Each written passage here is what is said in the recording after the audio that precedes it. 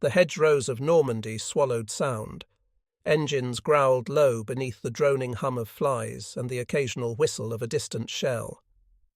Sergeant Thomas Avery sat half out of the turret hatch of his M4A1 Sherman, the morning mist clinging to his face and goggles.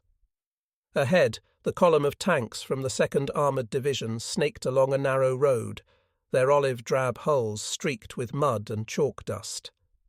The invasion was still young, only days past the storming of Omaha, and already whispers had spread among the men of the tanks the Germans had waiting inland. Panthers, tigers, names that rolled through the company with the weight of myth. The Sherman's radial engine coughed, and Avery tapped the turret ring with his boot, signalling his gunner, Private Lyle Bowers, to keep scanning the hedgerow gaps. The 76mm gun, brand new to most of them, was supposed to give the Americans a fighting chance. At least, that's what the ordnance officers had said back in England. More punch, flatter trajectory. But the men had yet to test it against the steel beasts everyone was talking about. The first report of a Panther engagement reached them on June 10th, near Villa-Bocage. A forward troop had stumbled into an ambush. One of the tank commanders, Lieutenant Price, had managed to radio in before his set went silent. Hit him twice, front plate, no effect. He's turning his gun, and then static. They'd later found what was left of Price's tank, the turret peeled open like a tin can.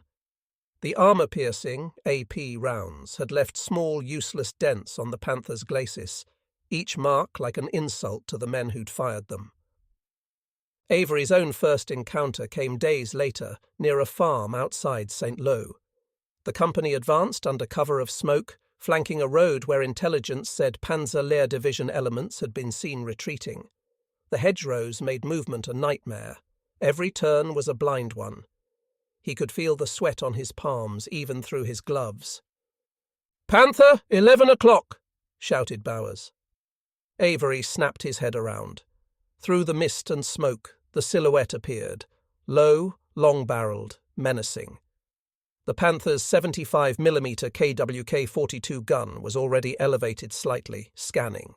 Its commander stood half out of the cupola, binoculars glinting. "Loader? AP up? Up. On the way!" The first round screamed out of the barrel. It struck the Panther's frontal armour with a sharp clang, sparks spitting off the slope, and then nothing. The German tank didn't even flinch. "Hit him again!" The second round slammed in almost the same spot. No penetration. Avery could see the German commander duck back down. A moment later, the Panther's gun barked, and the Sherman jolted as the 75mm round tore through the hedgerow and exploded near their right track. Dirt and smoke swallowed the world. They reversed hard, the tank shuddering backward into a ditch. Bowers cursed under his breath. "Driver, get us behind that barn," Avery ordered. As they rolled behind cover, the radio came alive with overlapping voices, calls for artillery, for bazooka teams, for tank destroyers. Another Sherman in the platoon, Lucky 13, tried flanking the Panther's position. It fired twice, both bounced. The Panther's return shot set 13 ablaze. From the rear deck hatch, Loader Reynolds peered at the glowing wreck and muttered, "Might as well be throwing rocks at 'em." In the days that followed, after-action reports from the 2nd and 3rd Armoured Divisions echoed the same frustration. At ranges under 500 yards, the new 76mm M62 armour-piercing shells shattered or ricocheted off the sloped 80mm frontal armour of the Panther. US ordnance engineers had warned that the steel caps on the M62 weren't suited for high-velocity impacts against hardened, sloped plates. But to the men in the field, those were words from another world. Out here, all that mattered was that the Germans could kill them before they could even make a dent. Captured Panzer Lehr logs from that week tell the other side. Oberleutnant Ernst Wiegand of the 131st Panzer Regiment noted on June 12th, "Enemy armour poorly armed, frontal shots ineffective."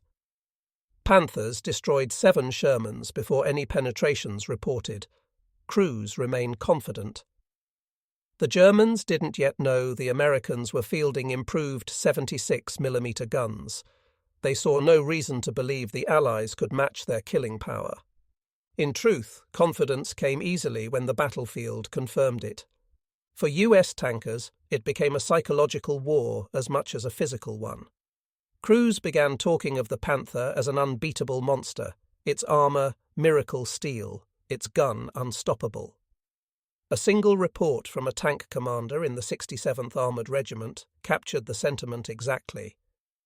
You can hit 'em, but you can't hurt 'em, and when they hit back, you die. Every time they advanced through a village, the men felt that invisible threat waiting. They learned to recognize the hollow echo of the Panther's engine, the almost lazy mechanical whine of its turret traverse. When that sound came through the hedgerows, conversation stopped. The only thing louder was the sound of steel, rounds bouncing, plates buckling, men shouting through smoke. One evening near Carentan, Avery and his crew shared black coffee and ration tins beside their Sherman. They'd survived 3 engagements. They say ordnance back home's cooking up something new, Reynolds said quietly. A super round, tungsten, or some crazy stuff, might go through a tiger. Bowers scoffed. I'll believe it when I see it. But somewhere, even as they spoke, the engineers of Watervliet Arsenal and the Ordnance Department were already testing those rounds, hypervelocity projectiles with dense cores that could punch through German armour like paper. None of the men in Normandy knew yet. For now, they faced the enemy with what they had: courage, camaraderie, and faith that the next shell might finally do the job. That night, Avery wrote in his pocket journal, June 14th, fired 7 rounds at one Panther. No effect. It burned 2 of ours. God, we need better steel. The fields were quiet again by dusk, save for the occasional rumble of artillery far to the east. The war was moving inland, but to the men of the 2nd Armoured, the lessons of those first fights in Normandy were burned deep into memory, proof that in this new war of steel against steel, courage alone wasn't enough. And somewhere beyond the Channel, in a lab filled with metal shavings and equations scribbled on blackboards, the answer to their desperation was already taking shape. A bullet that would change everything. The reports piled high on the desks of the US Army Ordnance Department in London, each page stamped Action Urgent. Field units across Normandy had filed them by the dozen. AP rounds ineffective at 400 yards. Panther frontal armour impervious to 76mm fire. Recommend alternative ammunition immediately. Major Robert Livingston, an Ordnance Liaison Officer with the 12th Army Group, read the summaries in grim silence. He'd been an engineer before the war, a man who believed in metallurgy, not miracles. But even he had underestimated how fast German armour had evolved. When he'd last visited the proving grounds at Aberdeen, the M62 shell had been the Army's pride, a solid-capped steel penetrator with explosive filler, tested against captured Panzer IVs and Stugis. It worked then. But those were 1942 tanks. The Germans had since rewritten the rules. In the cramped headquarters tent near Portsmouth, Livingston and his British counterpart, Captain John Kane of the Royal Ordnance Corps, studied sketches of the Panther's frontal glacis. The angle, 55 degrees at 80mm thick, meant that even solid steel could act like double its actual thickness. The Panther wasn't just armoured, it was engineered to deflect physics itself. The lads are firing point blank, Kane said, his tone grim. Ricochets at 300 yards. You can imagine what that does to morale. Livingston nodded. He'd read one after-action interview from the 4th Armoured Division. A gunner had fired 8 consecutive rounds from his 76mm, all bouncing off a Panther's front before the Germans' return. Fire blew his tank apart. The gunner had survived, barely, but refused to reboard a Sherman after that. Command thinks it's a discipline problem, Livingston said quietly. It's not. It's a physics problem. By mid-July, the 76mm Sherman, once touted as the Panther equalizer, was becoming a symbol of bitter irony. The American press still printed optimistic claims, but in the hedgerows of Normandy no one believed it. The ordnance teams sent from England began conducting emergency field tests, using destroyed German tanks as impromptu targets. At one such test site near Isigny-sur-Mer, a team from the 13th Corps lined up 3 captured Panthers. They fired standard 76mm M62 rounds at 200 yards. Every shot failed to penetrate the glacis. Even side hits sometimes deflected at bad angles. When they finally managed a flank penetration, the round's explosive filler detonated inside the German tank, proof that the projectile could kill, if only it could get through. The data went straight to the Allied ordnance boards. The consensus was grim but clear. New ammunition was the only solution. Back in the States, at Watervliet Arsenal and Frankfurt, engineers had already begun experimenting with a new design. HVAP, high-velocity armor piercing. Instead of a single steel projectile, the HVAP round housed a dense tungsten carbide core inside a lightweight aluminum shell.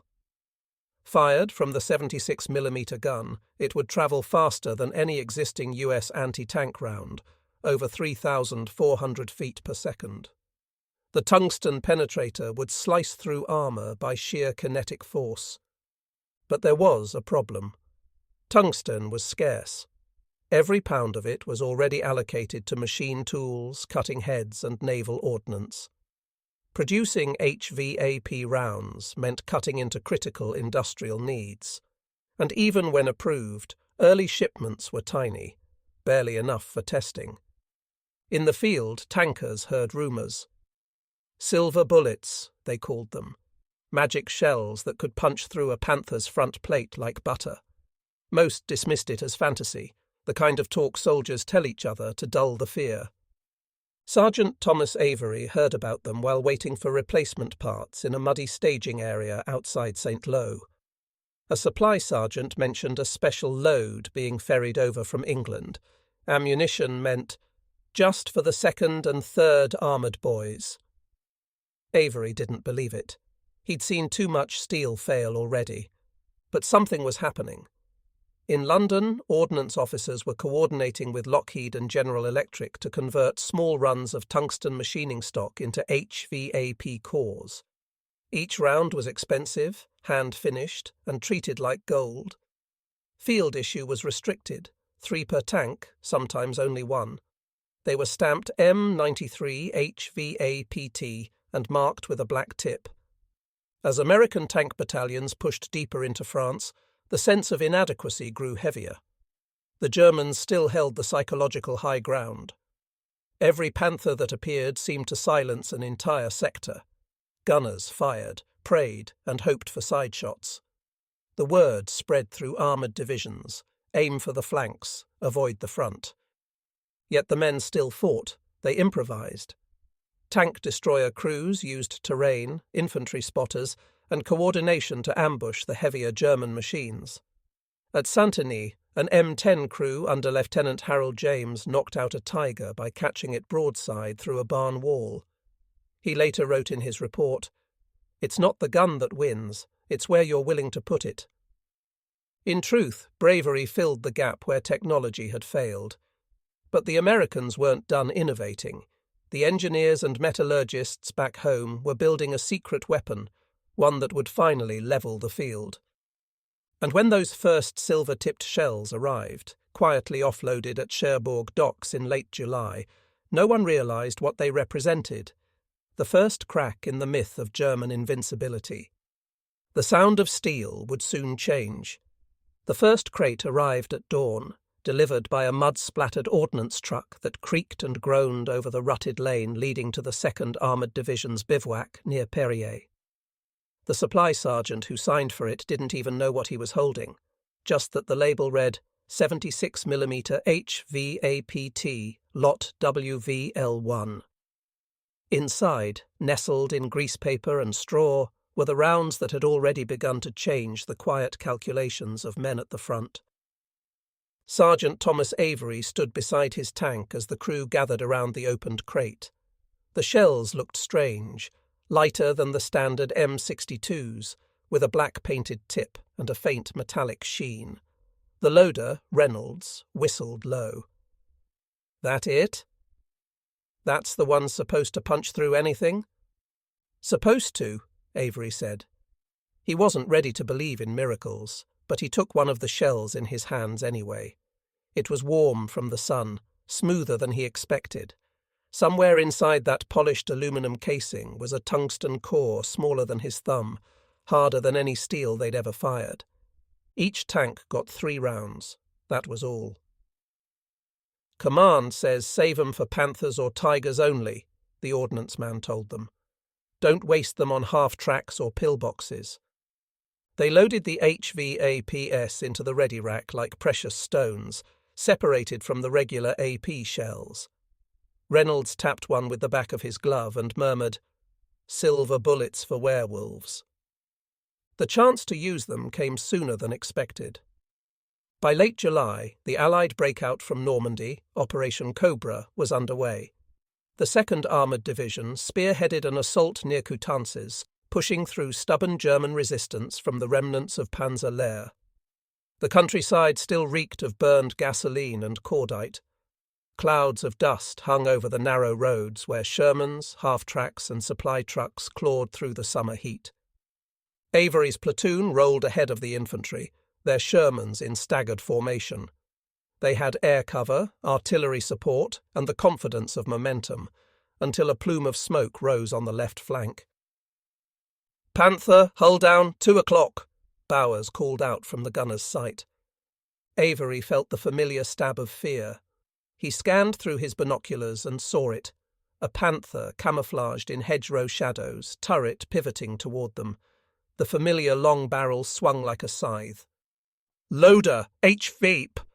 HVAP up. The Panther fired first. The German round struck the ground short, showering their Sherman in dirt. Bowers was already adjusting. "Range 300. On the way." The gun thundered. Avery felt the recoil through his chest. The HVAP round screamed across the field, a faint streak of light catching the morning haze, and then it hit. For a fraction of a second, nothing. Then a flash, bright, metallic, and a burst of flame. The Panther stopped moving. Smoke billowed from its turret ring, followed by the faint pop of exploding ammunition. "Hit!" Reynolds shouted, disbelief in his voice. "Direct hit, went clean through." They fired again, this time at the lower glacis. The second round tore through the front plate and out the rear hull. The tank erupted. The myth was over. After months of futility, the sound of steel finally worked in their favour. The HVAP's tungsten core had sliced through the German armour where every other round had failed. Nearby, another Sherman fired its own HVAP, another Panther disabled. The radio net buzzed with reports. "Panther burning. HVAP successful." The tone in the operators' voices was electric. Avery climbed halfway out of his hatch, staring at the smoking wreck across the field. "God damn," he muttered. "They're not invincible anymore." The engagement was short, but decisive. By mid-morning, the American armour had pushed another kilometre forward, leaving behind the carcasses of 2 Panthers and a half-dozen German vehicles. When the smoke cleared, ordnance officers examined the wrecks. One Panther's front plate had a perfect hole punched through it, smooth edges, no spalling. The tungsten core had gone in clean, shattered everything inside, and exited out the back. The test reports that followed went straight to Allied headquarters. Lieutenant Colonel R.W. Jarrett of the Ordnance Department described it bluntly. HVAP round demonstrates complete penetration of Panther frontal armour at 600 yards. First confirmed success in the field. The news travelled fast. In mess tents, tank crews repeated the story like gospel. Men who'd once whispered about the Panthers now joked about saving the silver. Confidence spread where fear had lived for weeks. But there were never enough rounds. The tungsten shortage meant production could barely meet 10% of the need. Some tanks went into battle with one HVAP, some with none. They learned to ration hope. Fire standard AP for suppression, HVAP only when it mattered.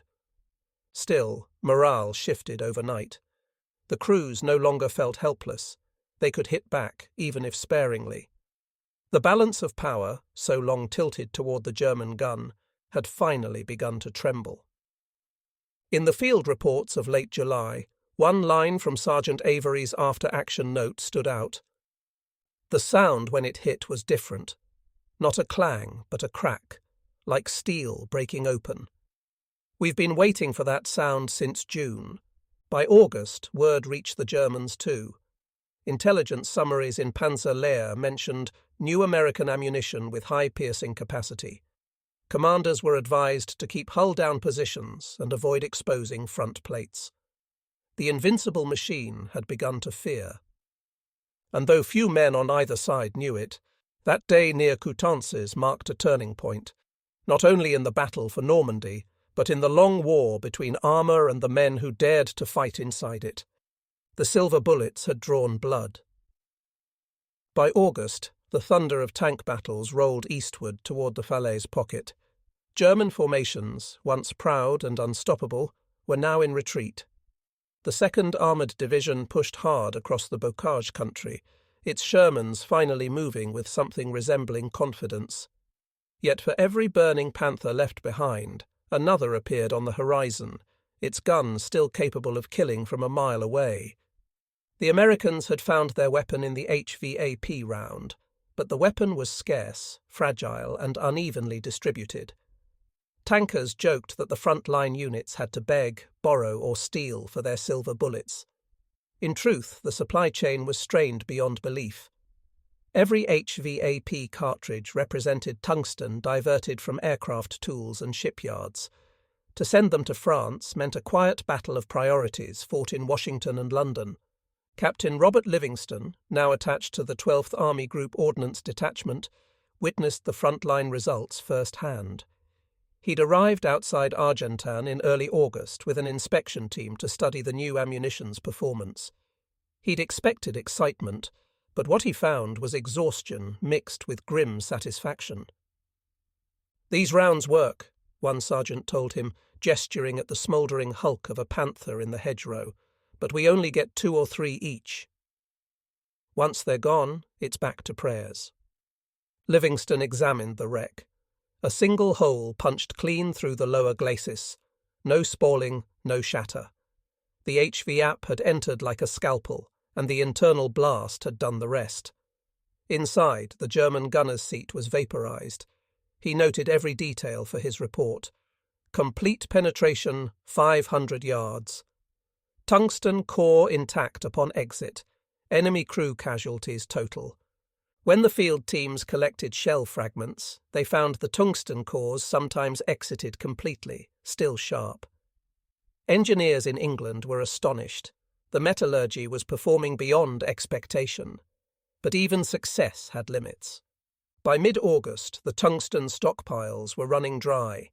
Each core required refined carbide imported from South America, and shipping lanes were already devoted to fuel, men, and food. Livingston sent cables warning that without more tungsten, the 76mm new edge would vanish. The reply came from Ordnance HQ. Priority remains strategic industry. Continue limited issue. For the tankers at the front, that meant improvisation. Crews developed firing patterns, 2 standard AP rounds to range the target, then 1 HVAP to kill. Commanders learned to identify targets worth the cost. Panthers, tigers, and jagged panthers only. Anything else wasn't worth the tungsten. In one skirmish near Chambois, Avery's platoon encountered a rearguard of 3 panthers dug into a sunken road. The terrain was narrow, the air hot with the stink of burned oil. Avery's tank had 1 HVAP left. 250 yards, Bowers whispered, peering through the sight. "Right one's moving." "Hold the HVAP," Avery said. "Use M62s to pin him." They fired twice. The AP rounds clanged harmlessly off the Panther's sloped nose, kicking up sparks. The German gunner returned fire, the shell tearing through the orchard beside them. Avery knew he had seconds. "Load HVAP." "Up. On the way." The shot hit dead center. A sharp metallic crack, cleaner than any explosion. The Panther froze. A puff of smoke curled from its vision slit, followed by a flicker of orange flame. Avery exhaled slowly. "That's all we got," he muttered. Minutes later, infantry swarmed past, cheering the wreck. They didn't know that was the last HVAP in the platoon's rack. Later that evening, as they refueled by the roadside, a staff officer arrived with a clipboard asking for ammunition reports. Avery handed him the form and added under remarks, "Recommend priority resupply of HVAP, present issue inadequate." Morale tied directly to availability. The officer just nodded, expression unreadable. Back at headquarters, Livingston read those same reports in a dim tent lit by lanterns. The words were always the same: effective but scarce, game changer if mass-produced, but production never matched need. Still, the results were undeniable. Across the front, tank-kill ratios were shifting. Between July 25th and August 15th, American 76mm equipped Shermans destroyed more than 250 Panthers, over half credited to HVAP rounds. What had once been a mismatch was now a duel. On the German side, the shock was palpable. Reports from the 2nd SS Panzer Division noted enemy ammunition capable of frontal penetration, avoid open confrontation. For the first time, German tankers hesitated. The illusion of invulnerability had been broken, but for every success, the human cost persisted. The Shermans still burned when hit. Their thin armour was unchanged, and even with better ammunition, they remained vulnerable. Avery's battalion lost 4 tanks in 1 week, all to long-range fire. When a Tiger hit them, no round on earth could save them. In one of his final field notes from August 1944, Livingston wrote, "We have closed the technological gap, but only just. The HVAP gives us parity, not superiority. Against the Panther's gun, courage remains the greater weapon." As the Falaise pocket closed and the German lines collapsed, the surviving tank crews pressed eastward. They were hardened, battle-wise, and no longer haunted by the myth of the Panther. They'd learned that German steel could be broken, that the sound of a penetrating hit was more than victory. It was vindication. In the mess tent that night, Avery passed around a dented tungsten core he'd recovered from a wrecked Panther. "It's not magic," he said, turning it over in his hand. "Just better metal, but it makes all the difference." Reynolds grinned. "Then here's to better metal." Outside, the night sky flickered with artillery flashes over Falaise. The tide of war was turning, one shell at a time.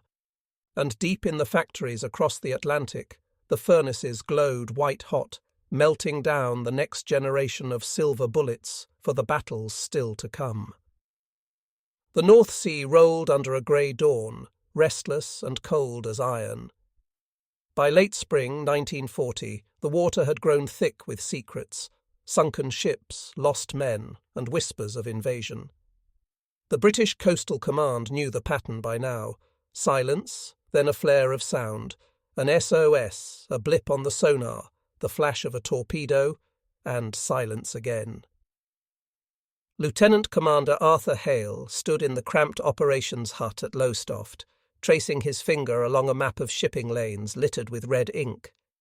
Each mark was a wound: the Blerathol, the Stanwell, the Athenia. Civilian and military alike, dragged down by invisible hunters. "Sir, intercept report. HMS Grenville picked up hydrophone contact east of Dogger Bank," said Sub-Lieutenant Martin, breathless as he entered. "Bearing 073. Strong propeller pattern, could be Type 7. Hale didn't look up immediately. He knew what that meant. Another U-boat, another chase through the murk. "Signal the trawlers Kingston Peridot and Suffolk Queen," he said at last. "Depth charge pattern Delta. Tell them to stay quiet until I say otherwise." Outside, the sea mist clung to the rigging, and the gulls wheeled low over the pier. The converted trawlers were modest ships, once humble fishing vessels now bristling with guns and sonar arrays. Their crews, drawn from the same coastal towns that now lay in blackout, were as raw as their boats were makeshift. Yet they fought with a stubbornness the Germans hadn't expected. By noon, the little flotilla was on station. The horizon was a smear of pewter, and the smell of oil hung on the wind. Hale, aboard the Suffolk Queen, peered through his binoculars. "Hold her steady," he told the helmsman. "If he's down there, he'll make his move soon." Then the hydrophone operator's voice crackled through the intercom. "Contact bearing 084, fast screws, getting louder." The crew froze. "Depth charges ready," shouted the boatswain. A heartbeat later, the submarine made its presence known. The telltale white wake of a torpedo slashed the water, streaking straight for them. Hale barely had time to shout before it struck. The torpedo exploded 20 yards off the starboard bow, the blast rocking the Suffolk Queen like a toy. Shrapnel tore through her wooden hull. Men fell across the deck, ears ringing. Water surged into the lower compartments. "Return fire!" Hale roared. "Pattern Delta, full spread!" The trawler's stern shook as a chain of depth charges dropped into the sea, each one tumbling end over end before disappearing into the grey. Seconds later came the answering thunder from below, 4 deep rolling detonations that lifted the stern clear out of the water. Silence. Then bubbles. Oil.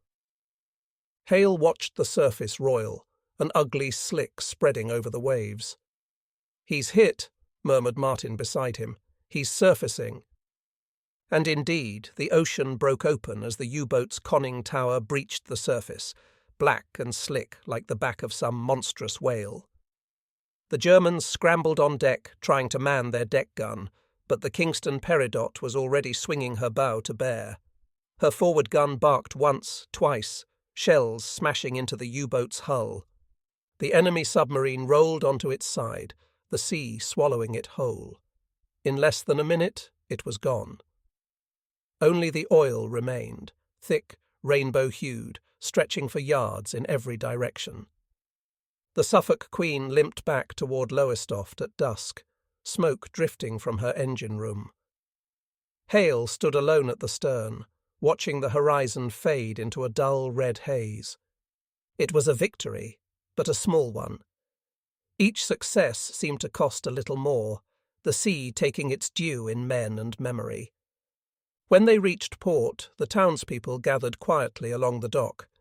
They didn't cheer, there was no appetite for celebration anymore, but they nodded as the wounded were carried ashore. Mothers and wives brought blankets. The church bells rang, slow and hollow. Later that night, in the wardroom, Hale unfolded a telegram. It was short, the way such messages always were. From Naval Command to Lowestoft Coastal Patrol. Subject: recognition. Successful engagement with enemy submarine. Crew commended. Continue offensive operations. Intelligence suggests increased U-boat presence near. Northern approaches. Prepare for redeployment. Hale stared at the words for a long moment, then set the paper down. Northern approaches, he murmured. So it begins again. Martin, sitting across the table, gave a weary smile. They won't stop, sir. Not until the seas are theirs. Hale looked toward the window, where the moonlight danced faintly on the harbour water. Then we'll make them pay for every inch, he said softly. Outside, the tide whispered against the quay, an endless rhythm of loss and resolve. The British Isles, ringed by steel and darkness, braced themselves for what was still to come. And beneath the calm surface of the sea, the war went on, silent, unseen, and merciless. The sea had a memory, and by mid-1940 it was a cruel one. The British called it the Battle of the Atlantic, the Germans the Tonnagekrieg, the War of Sinking Ships. Both sides understood its arithmetic.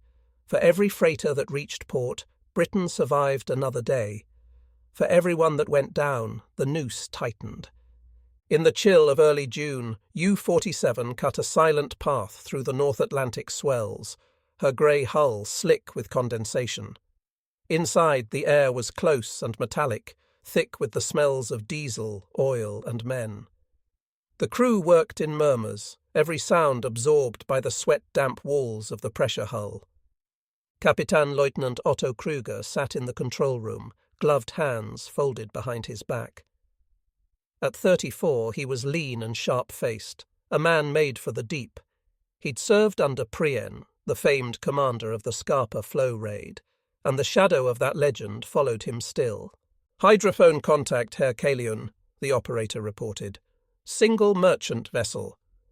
Bearing 245, moving slow, likely unescorted." Krüger's eyes narrowed. "Surface to attack depth. Ready tubes 1 and 2.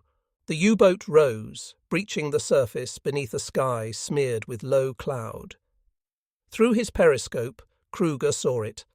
A lone cargo steamer, British flag limp on the mast, trudging westward through the slate-grey waves. No escorts, no aircraft, just a target crawling into his sights. "Range? 800 meters. Open tubes 1 and 2. The crew obeyed in silence. A low hum filled the compartment. "Fire!" 2 torpedoes streaked from the bow with a hiss, their tracks cutting white scars across the sea. 30 seconds later, a muffled detonation rolled through the hull. The merchantman's stern lifted violently, smoke and flame blooming like black flowers against the dawn. Cheers erupted in the control room, but Krüger didn't smile. "Surface to finish her," he ordered. "Deck gun crews ready." As the U-47 broke the waves, the British steamer was already listing, her lifeboats swinging wildly as sailors scrambled to escape. Krüger watched through his binoculars. He saw faces, pale, frantic, human. For a moment, something flickered behind his eyes. Then he said, "Fire at will." The deck gun thundered, round after round punching holes into the ship's side until the vessel finally broke in two. When it slipped beneath the water, it went quietly. No cry, no flare, only the hiss of the sea reclaiming what it had been given. But the silence didn't last. "Aircraft sighted! Port quarter! Crash dive!" The klaxon blared. Men scrambled to their stations as the U-47 plunged back beneath the surface, the sea closing over it with a roar. Depth gauge spinning, 40 meters, 60, 80. Above, the droning grew louder. Then came the first explosion. The depth charge went off close enough to rattle every bolt in the hull. Lights flickered. Dust rained from the pipes. "2 more! Closer!" the engineer shouted. The next blasts came like hammer blows, smashing through the water in quick succession. The U-boat groaned under the pressure, rivets shrieking. Water sprayed from a ruptured seam near the aft bulkhead. "Damage to stern planes!" "Hold her steady!" Krüger barked. His voice was calm, but his knuckles were white. "Take us to 150 meters, silent running." The crew obeyed. The engines throttled down to a whisper. The only sounds were the tick of the depth gauge and the beating of their hearts. Above them, the British corvette HMS Pelican circled, dropping another pattern of depth charges. The ocean heaved with concussion, a storm of metal and sound. Inside the U-47, men prayed in silence. One clutched a St. Christopher medal. Another muttered the words of a hymn his mother had taught him. Then, nothing. The pounding stopped. The men waited, hardly daring to breathe. Minutes passed. Kruger looked at his watch. Surface in 2 hours. We'll slip west under cover of night. They lived, but barely. When the U-47 finally rose again, the Atlantic was black and endless. The moonlight shone faintly on the wreckage of the merchant ship still drifting nearby, a field of debris and bodies. Kruger stepped out onto the conning tower. The wind bit his face. Below him, the crew worked in silence, clearing the deck. He stared out at the wreck, the smoke curling into the night. "Plot course for Lorient," he said finally. "We've done enough here." He didn't see the shape that followed them, a British Sunderland patrol aircraft, miles off but closing fast.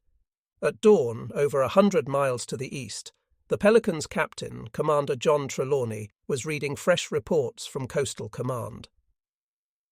U-boat spotted 56 degrees north, 12 degrees west, believed to be U-47, last seen heading southeast.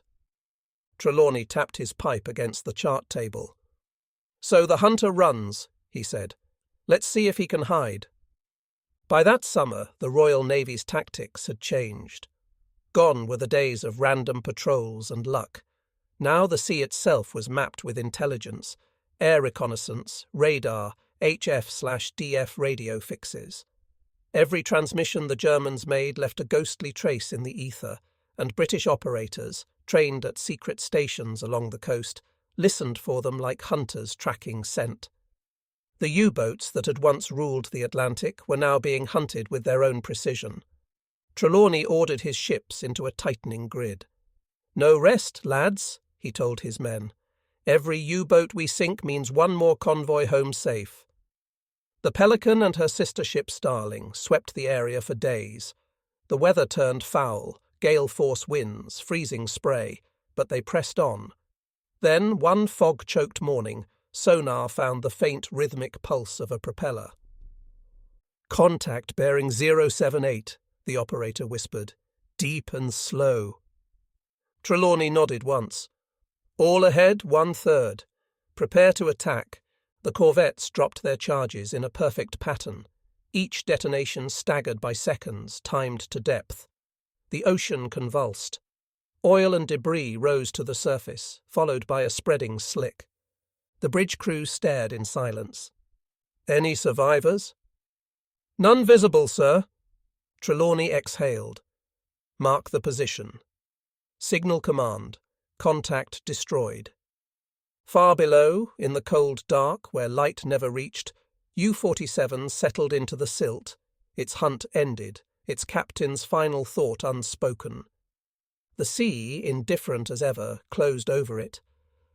By the summer's end, the tide of the undersea war was turning. Britain was learning. Germany was adapting. The Atlantic, vast, merciless and alive, would claim many more before either side could call it victory. But for now, in June 1940, the hunters had become the hunted, and the war beneath the waves was only beginning. The cold Atlantic dawn broke grey and sharp as razors. Across the decks of 40 merchant ships, boots scraped frost from steel, and men in oilskins moved through the fog like ghosts. Convoy HX-84 was bound for Britain from Halifax, grain, oil and hope packed into every ton of cargo. The Royal Navy had promised them escort, and for now the grey silhouette of the armed merchant cruiser Jervis Bay was their guardian against the empty horizon. Among the convoy was the Cornwallis Star, a freighter out of Liverpool, crewed by civilians, dock workers and fishermen turned sailors. Her captain, Harold Fielding, a 48-year-old man with rheumatic fingers and a weathered face, stood on the bridge peering into the haze. "Wireless reports calm sea ahead," his first mate murmured. "Feels too calm, if you ask me." Fielding grunted. He'd been in the North Atlantic since the first days of the war. He'd seen the wrecks come back to Liverpool, the shattered hulks dragged into port. Calm seas, in his experience, were never safe seas. Below deck, the engine room throbbed with heat and vibration. The stokers worked stripped to their undershirts, sweat running into the coal dust on their faces. They were civilians too, though the war had given them soldiers' endurance. The convoy stretched for miles, a slow, vulnerable column crawling across the ocean. Every man aboard knew that somewhere out there, beneath the swells, eyes were watching. In the black depths below, Kapitän-Leutnant Erich Böttcher of U-99 traced the convoy's bearing on a damp chart. The submarine was one of Karl Dönitz's prized wolves, new, fast, and lethal. "Convoy sighted, Herr Carleon. Estimated 40 ships, 1 escort," reported the watch officer. Böttcher's grin was wolfish indeed. "Send signal to command." Group Wotan to converge. The Rudel, the wolf pack, was the new doctrine. No longer would lone U-boats stalk their prey in isolation. They would gather, strike together, overwhelm defences. Dönitz had studied the tactics of the Great War and added radio coordination to the art of ambush. "Set course for intercept," Böttcher said. "Surface under cover of night. We'll attack when they're in the bottleneck." The U-boat's electric motors purred to life. Outside, the sea swallowed its silhouette, leaving only the whisper of the wind. That night, the first torpedo hit just after 2200 hours. A column of fire rose from the SS Beaverford as her cargo of aviation fuel exploded. "Jesus Christ!" someone shouted on the Cornwallis Star. The entire convoy turned chaotic, searchlights stabbing the darkness, freighters swinging off course to avoid wreckage, their running lights flaring like targets in the night. From the bridge of Jervis Bay, Captain Edward Fegan saw the disaster unfold. His ship, armed with 6 obsolete 6-inch guns, was no match for what loomed out of the fog moments later. The Admiral Scheer, a German pocket battleship displacing over 10,000 tons and bristling with 11-inch guns. Fegan knew what that meant. He didn't hesitate. "All hands to battle stations," he shouted. "Signal convoy to scatter." "We'll draw her off." The Jervis Bay turned hard to port, charging straight toward the Scheer. Her gunners opened fire, their shells splashing harmlessly short, but Fegan pressed on. His goal wasn't victory, it was time.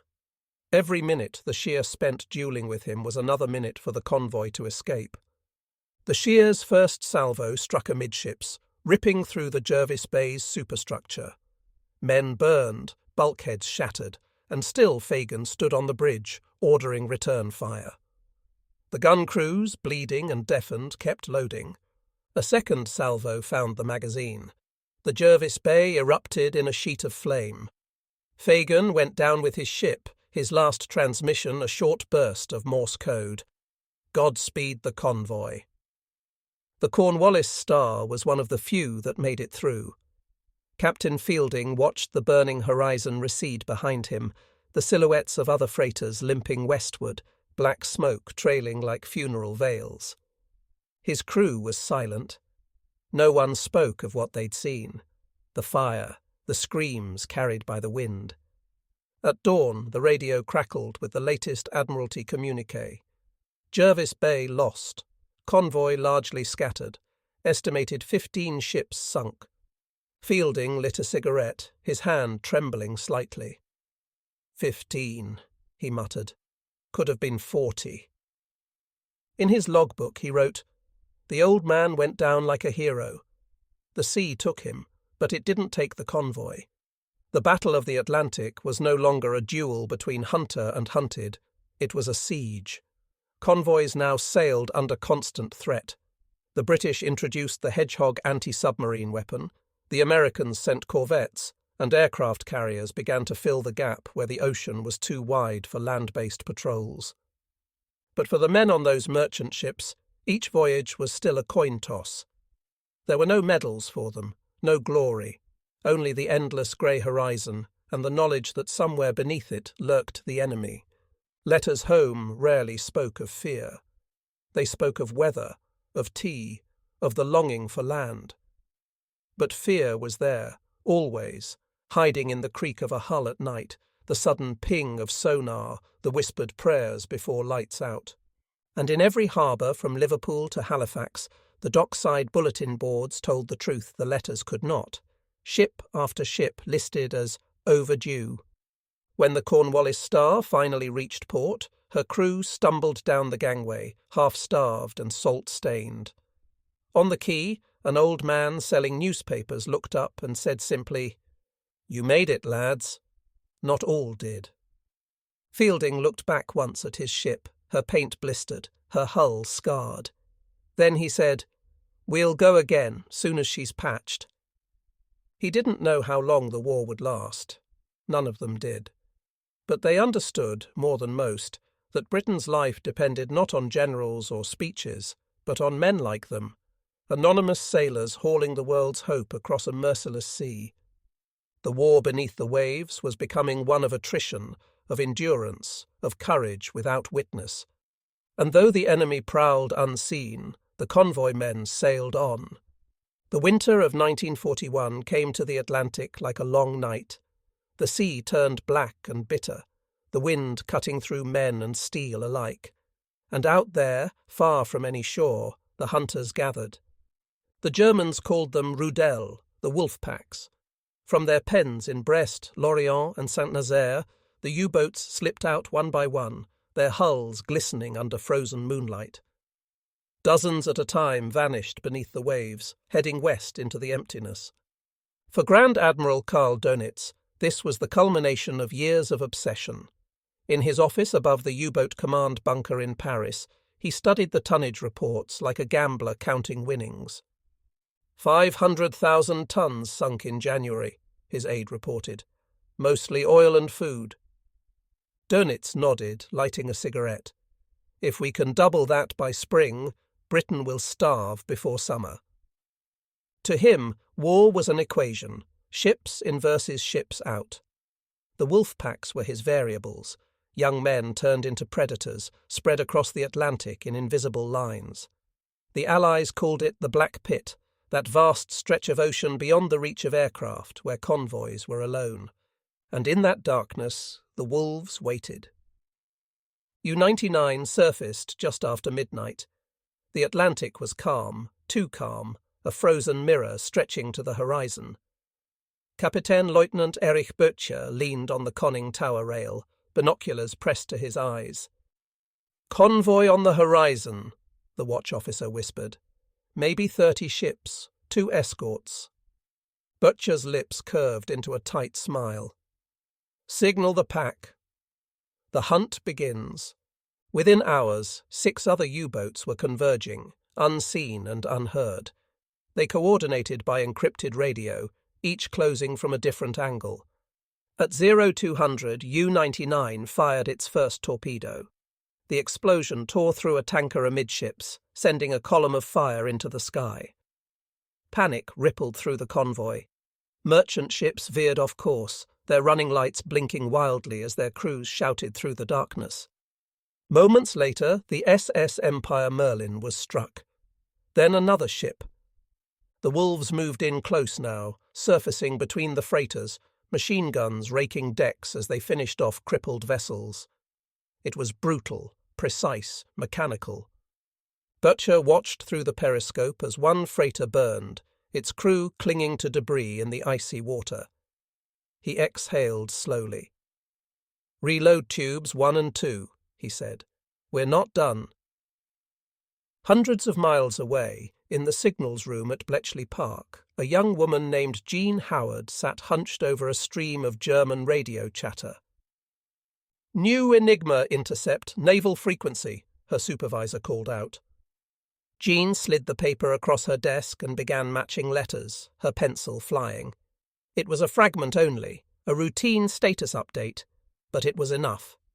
She turned to the senior analyst. "They're concentrating in the mid-Atlantic gap again. Somewhere near convoy route HX-112. The officer frowned. "Tell Western Approaches Command immediately." That night, messages flew from England to the escort ships steaming with the convoy. Among them was HMS Vannock, a destroyer under the command of Lieutenant Commander Donald McIntyre. At 0300, the radar picked up a faint contact off the port bow. "Could be weather," the operator said. McIntyre shook his head. "No, that's a periscope. He ordered a hard turn and full speed. The Vannock surged forward, depth charges rolling off her stern. The explosions thundered through the dark. Below, the crew of U-99 reeled as the pressure hull shuddered. Butcher grabbed a handrail as lights flickered. "Flooding in the aft compartment. Seal the bulkhead." Another detonation rocked them. Dials shattered. Water poured in through a cracked seam. "Surface," Butcher barked. "We can't hold depth." The U-boat burst through the waves, listing heavily. The Vannock's searchlight pinned it in a harsh white glare. "Man the deck gun!" someone shouted, but the destroyer was already closing. Tracer fire raked the conning tower. Butcher gave the only order left. "Abandon ship." Men spilled into the freezing water as the U-boat slid under, stern first. Moments later it was gone. The destroyer circled, picking up survivors. McIntyre leaned over the rail and saw faces, young, pale, terrified. "Get them aboard," he said quietly. They fought hard. Of the 46 men aboard U-99, 12 survived. Butcher was among them. He spent the rest of the war in a POW camp in Scotland, writing in a notebook he titled, "The Sea Has No Mercy." By spring 1942, the tide had turned again. The United States had entered the war, but the U-boats were quick to strike. Off the American coast, lights still burned along the beaches, cities illuminated, ships silhouetted like targets. U-boats crept in close, sinking tankers within sight of boardwalks and hotels. The newspapers called it the second happy time. In Washington, Admiral Ernest King was furious. "We're lighting their damned targets for them," he growled. Blackouts were ordered, convoys organized. But in those first months, the losses were staggering. Still, the hunter's luck would not last forever. The Allies were learning. Radar grew sharper. Code breakers grew faster. Long-range aircraft began to patrol the once safe Black Pit. And beneath the waves, the U-boat crews began to feel it, that slow tightening of fate, the sense that the sea itself was turning against them. One night, in a cramped radio shack in Newfoundland, a British operator picked up the faint distress call of a merchant ship under attack. The static was thick, but the voice came through, desperate and calm all at once. "This is the Trinidad Star. We're hit, but still afloat. Tell them the convoy holds." The signal faded into silence. On the map above the desk, the North Atlantic was covered in red pins, each marking a ship lost. But around them a new pattern was forming, blue pins for U-boats destroyed. The wolves were still out there, but they were bleeding. And in the dark rooms of London and Washington, men were beginning to whisper what had once seemed impossible. The tide is turning. The sky above the Atlantic burned crimson as dusk folded over the convoy's broken line. HMS Defender, once proud and gleaming, now limped at half speed. Her decks scorched, her rails twisted from the morning's air attack. Smoke trailed behind her like a ghost refusing to fade. Lieutenant Harris stood by the bridge wing, cap in hand, watching the sea glow with dying light. The wireless was silent now, no enemy chatter, no call for help. Just the hiss of static and the slow churn of propellers pushing through oil-slick water. From the horizon, wreckage drifted past. Crates, lifebelts, the splintered bones of ships that had shared their watch. Each piece carried a shadow, a name, a memory. Harris bowed his head as the chaplain read over the rail, his voice nearly drowned by the wind. Captain Avery emerged, limping slightly, his uniform torn, his expression unreadable. "Signal the convoy." "We're to proceed under cover of darkness," he said quietly. Harris hesitated, then nodded. "Sir, the men are asking if it's over." Avery looked toward the western horizon, where the sun bled into the sea. "No," he said, "but tonight they rest. Tomorrow we begin again. As the last of the light slipped below the waves, Defender's lamps flickered on, a thin line of gold across the darkening sea. The convoy followed in silence, engines murmuring like prayers. Above them, stars broke through the smoke, cold and unwavering. The war was only beginning, but for one fleeting night the Atlantic held still, a graveyard and a promise both. And in that quiet, the sailors of Defender sailed on, keeping faith with the dead and carrying the living toward another dawn.